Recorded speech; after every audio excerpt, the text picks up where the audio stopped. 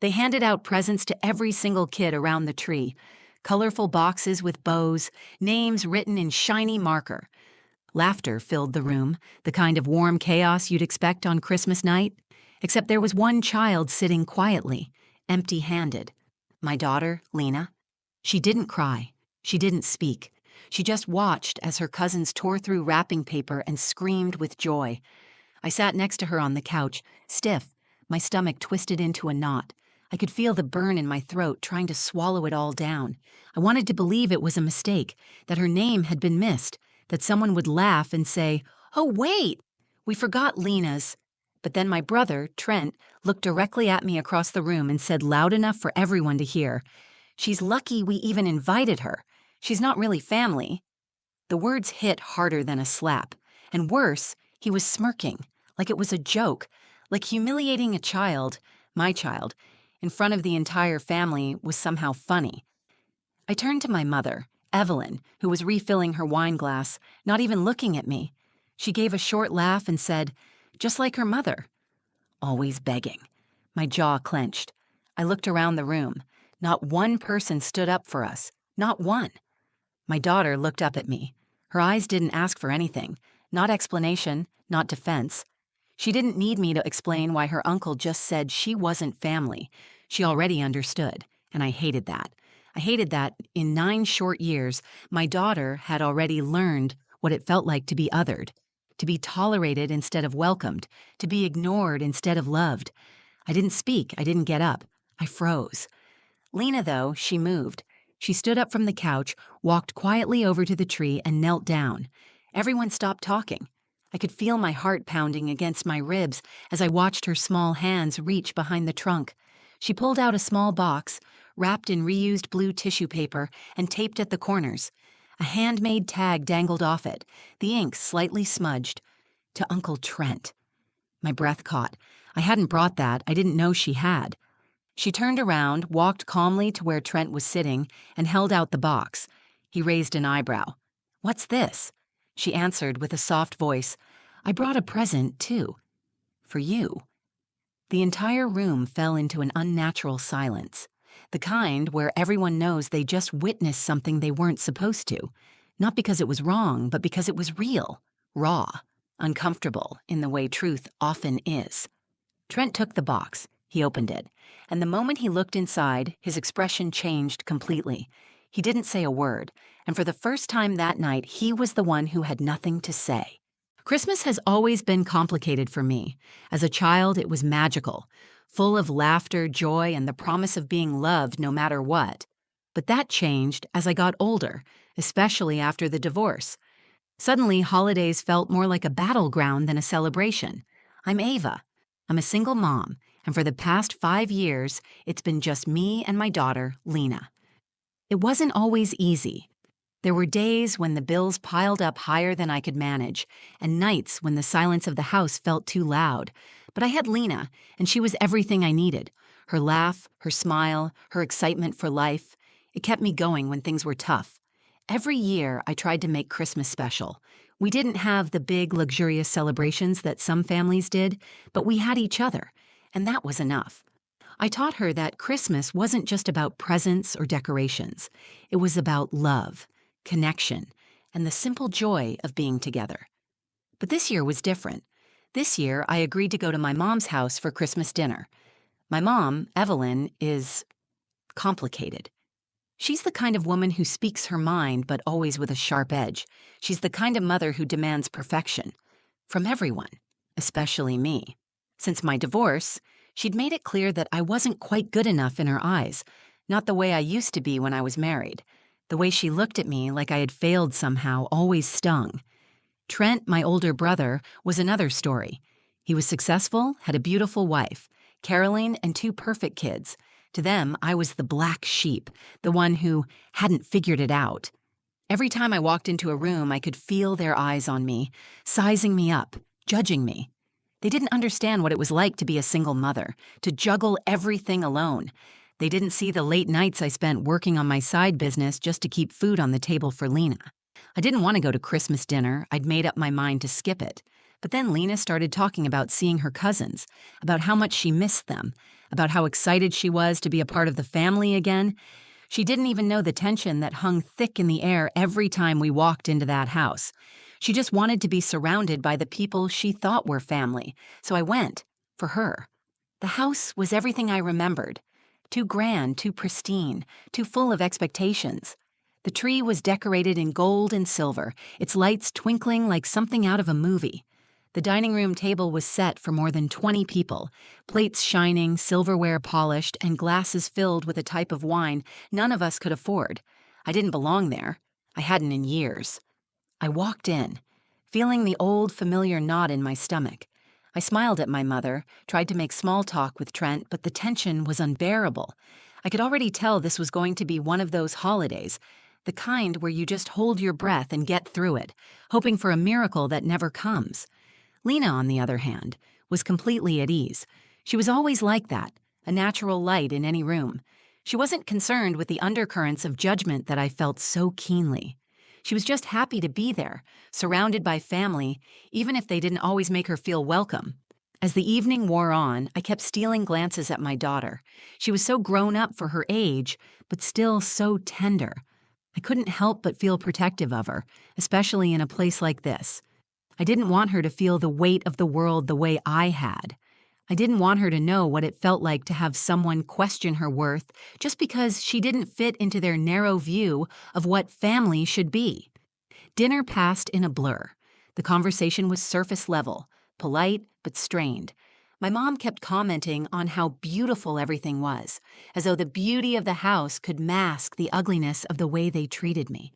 Trent made a few offhand remarks about my choices in life, and Caroline kept smiling that tight smile that always made my skin crawl. But then came the presents. Every child except Lena got something.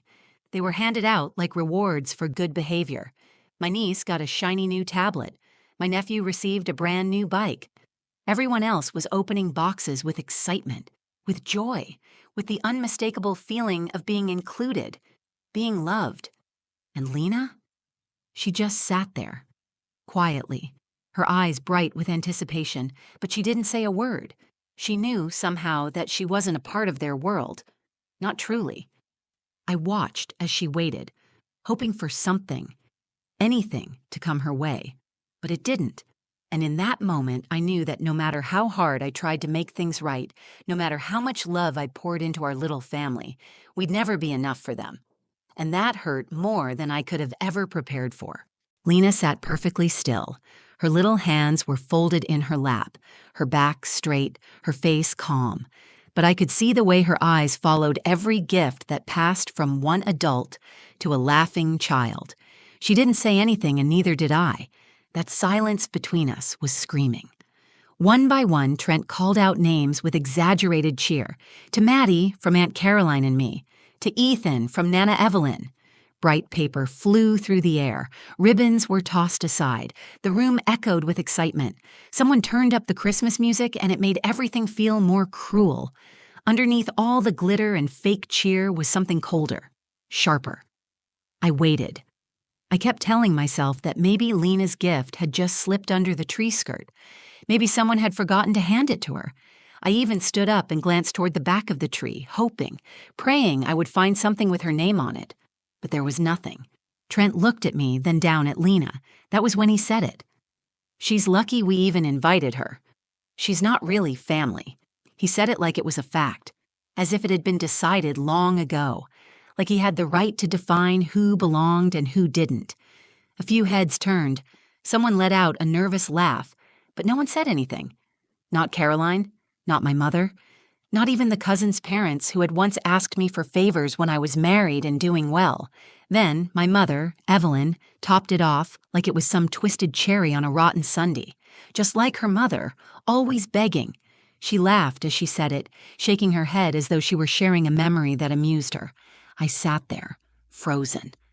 For a split second, I couldn't even feel my hands. I was humiliated, not just for myself, but for Lena. They hadn't just insulted me. They had erased her. They had made her invisible. I looked at Lena. Her face didn't change. She still had that soft, composed look. Her lips were pressed together gently, her eyes thoughtful. I wondered what she was thinking, what she was feeling. My stomach turned because I knew she was absorbing every second of it. This wasn't about a toy or a box wrapped in shiny paper. This was about being left out, being publicly rejected, being told without saying it directly that she didn't matter. I wanted to get up. I wanted to scream at them. I wanted to grab my daughter and walk out of that house and never look back. But I didn't move. I couldn't. Something inside me held me down. Maybe it was years of being talked over, laughed at, dismissed. Maybe it was the fear of what they'd say next if I made a scene. Maybe it was shame. I'd been raised to stay quiet in that house, to play nice, to avoid drama. And now I was choking on my silence. Lena didn't flinch. She didn't look at me for reassurance. Instead, she slowly stood up, brushed off her dress, and walked across the room to the tree. No one stopped her. No one asked her what she was doing. The music played and the adults pretended they didn't notice, but everyone was watching. She crouched near the base of the tree and reached behind one of the large boxes. Her small fingers tugged at something hidden deep in the branches. When she stood up, she was holding a small, lumpy package. It was wrapped in a piece of blue tissue paper, taped at the sides.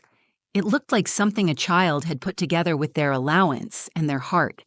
A simple tag was taped to the top, to Uncle Trent.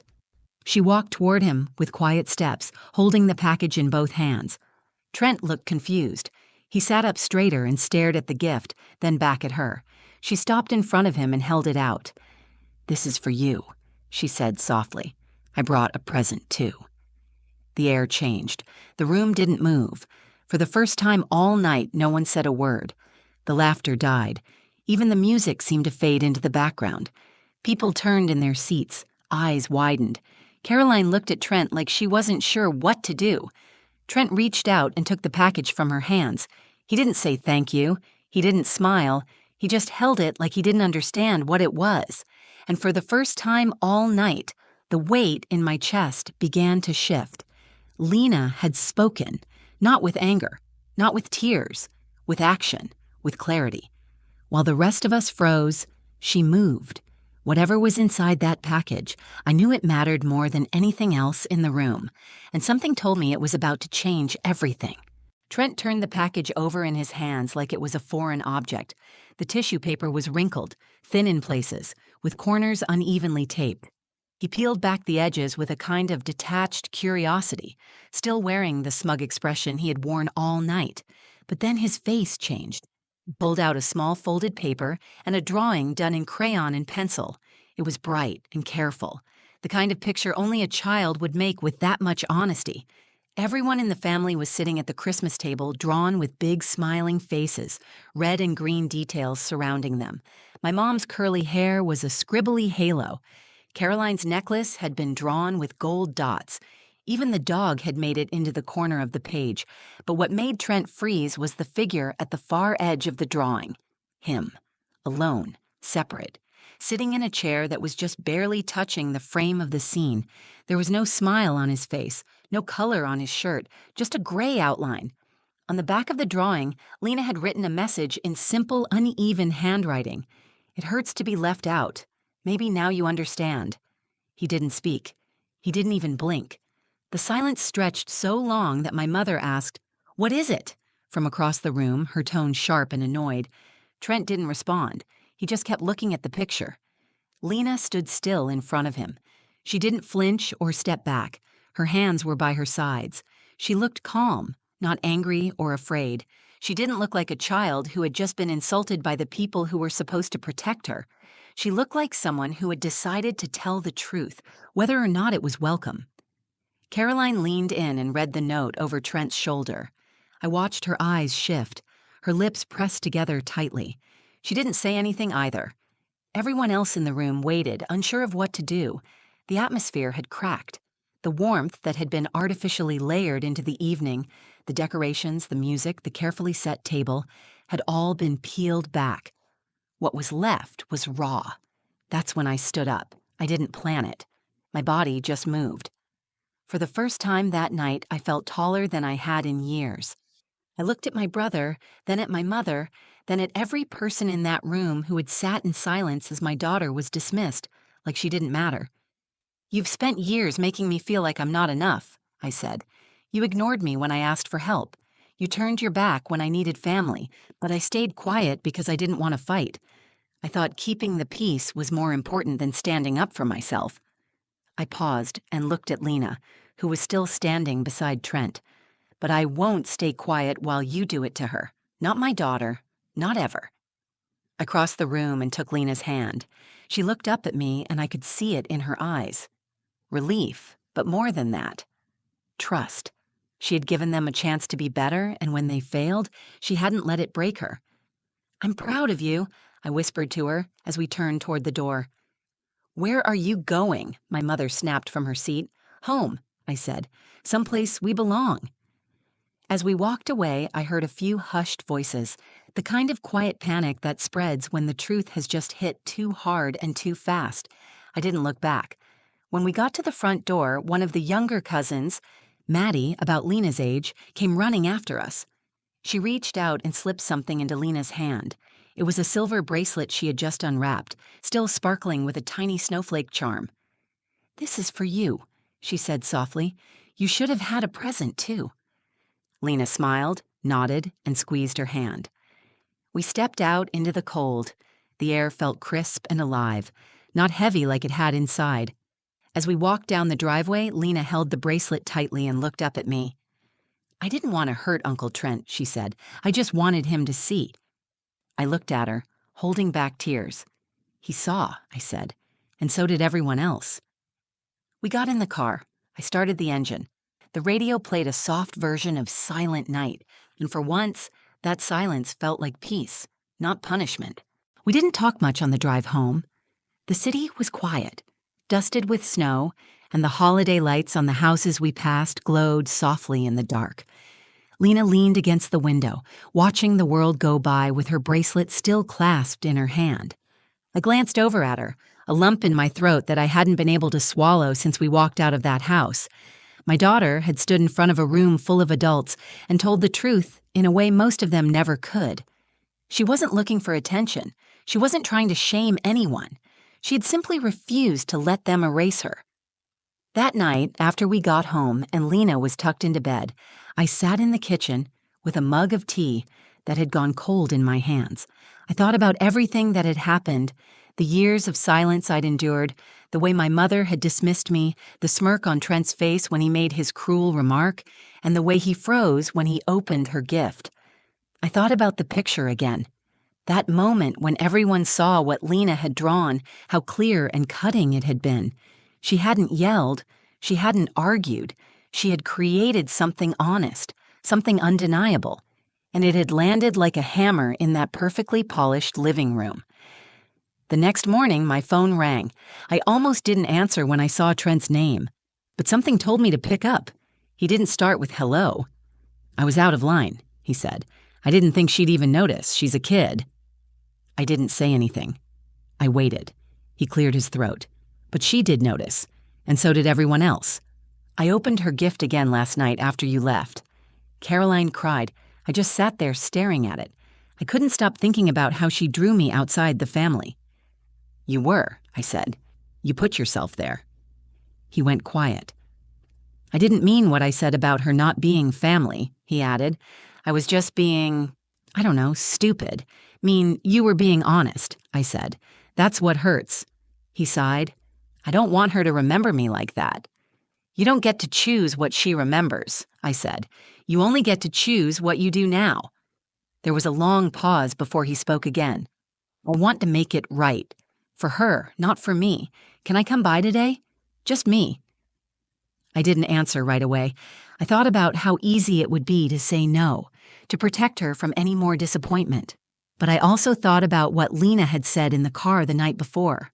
I just wanted him to see. If she was brave enough to show him, I could be brave enough to let him respond. "You can come by," I said. "But if she doesn't want to talk to you, you'll respect that." He agreed. A few hours later, he showed up at our apartment with a small gift bag in his hands. Nothing flashy, just a plain brown paper bag with a blue ribbon tied around the handle.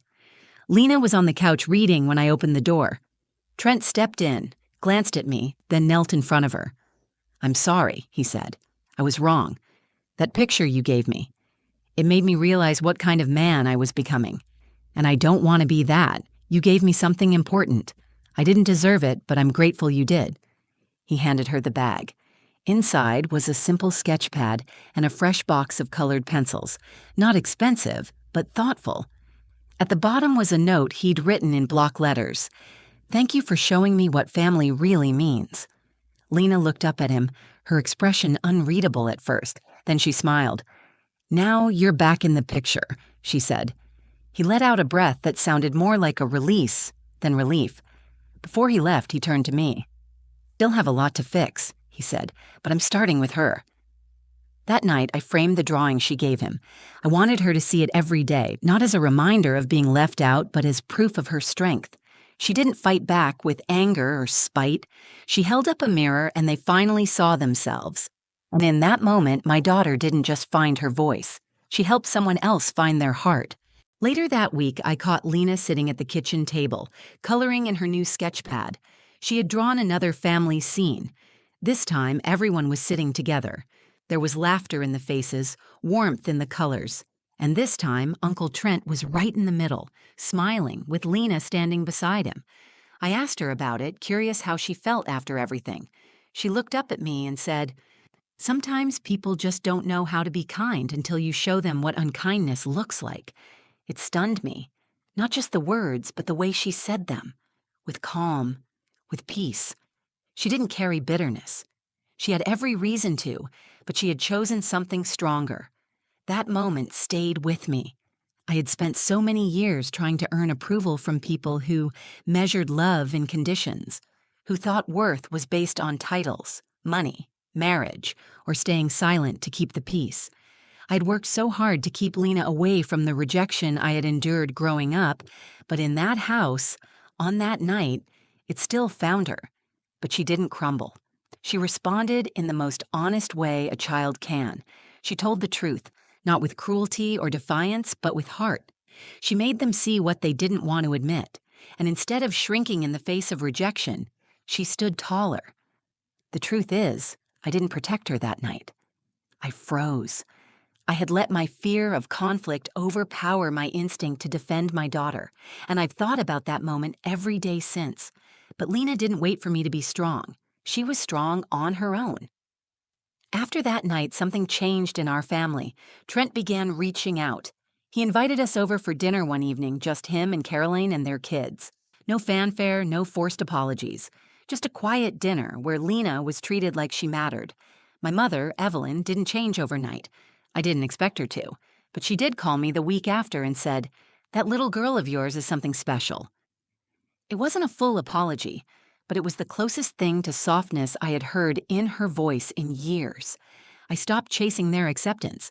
I stopped editing myself to fit into the version of family they had built. Instead, I focused on the one I was building, with honesty, with love, with boundaries that didn't bend just to make others comfortable. That Christmas taught me something I hadn't realized I needed to learn. Silence doesn't protect anyone. It only delays the damage, and children are always listening. They are watching how we respond when the people around us show their true colors. They are learning whether to speak or to shrink, whether to trust the truth or hide from it. Lena taught me to stop hiding. She reminded me that strength doesn't always show up in big speeches or angry confrontations. Sometimes it shows up in a crumpled piece of tissue paper and a drawing done in crayon. Sometimes it walks across a room full of people and hands someone the truth, wrapped with care. We still don't go to every family gathering. Some wounds need more than time. They need consistency. But Lena knows where she stands now, and so do I. That year, we created our own tradition. On Christmas night, we sat by our little tree, wrapped in a shared blanket, and exchanged one handmade gift each. Nothing fancy, just something from the heart. I gave her a charm for her bracelet that said brave. She gave me a small painting of the two of us in front of a tiny house with glowing windows. The caption at the bottom said, "Where love lives." I hung it on the wall above our kitchen table, and I made myself a promise. I will never again stay silent while someone tries to dim my daughter's light. And I will never again believe that love has to be earned by suffering in silence. Family isn't just who shares your blood, it's who protects your heart. And thanks to Lena, I remembered how to protect mine. If this story meant something to you, if you've ever felt like an outsider at your own family's table, or watched your child face something no child should have to, I hope Lena's courage reminded you that silence isn't strength. Speaking up, even gently, can change everything. Sometimes the smallest voice in the room carries the biggest truth. If this story moved you, please like the video, share it with someone who needs to hear it, and leave a comment below. I read everyone, and your stories matter too. And if you want more real, raw stories about family, motherhood, and finding your voice, subscribe to the channel. We're building a space where honesty has a home. Thanks for watching. I'll see you in the next one.